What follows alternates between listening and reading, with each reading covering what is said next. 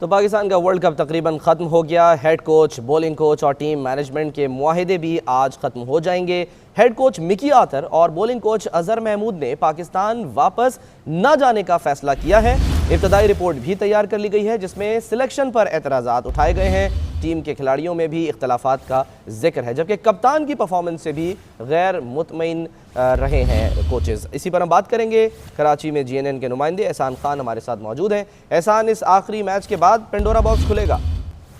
जी देखिए, Pandora box तो पहले ही खुल चुका था। जो इख्लाफात थे टीम में और जराये के मुताबिक जो इब्तदाई रिपोर्ट जो हेड कोच मिकी आतर और बॉलिंग कोच अजहर महमूद ने तैयार कर ली है, और इस रिपोर्ट में भी जो टीम के खिलाड़ियों के इख्लाफात थे उसका जो है वो जिक्र किया गया। इसके साथ साथ जो खिलाड़ियों की गैर जो मुतमईन कारकर्दगी थी उसका भी इसमें जिक्र किया गया। लेकिन रिपोर्ट ताहाल PCB को जो है वो भेजी नहीं कि आइंदा हफ्ते जो है वो ये रिपोर्ट भेजी जाएगी। इसके साथ साथ जब वर्ल्ड कप खत्म हो रहा है पाकिस्तान टीम का, तो इसमें हेड कोच और बॉलिंग कोच के जो मयाद थी, जो मुलाजमत थी, वो अब खत्म होगी और PCB हुकाम जो है अब इसमें तोसी नहीं चाहते। तो जो दोनों कोचेज हैं उन्होंने अजहर महमूद चूंकि इंग्लैंड में ही रहेंगे और मिकी आर्थर जो है वो टीम के साथ वापस नहीं आएंगे, वो जनूबी अफ्रीका रवाना हो जाएंगे। तो आज जो अगर पाकिस्तान मैच जीतता है तो ये साथ रहेंगे, और अगर पाकिस्तान टीम हार गई तो दोनों कोचेज वहीं रहेंगे। और रिपोर्ट भी जो है उन्होंने वर्ल्ड कप की परफॉर्मेंस के से इस वक्त तैयार कर ली है। जी एहसान, ये तो चले टीम की परफॉर्मेंस पर जो है वो रिपोर्ट तैयार कर ली गई है।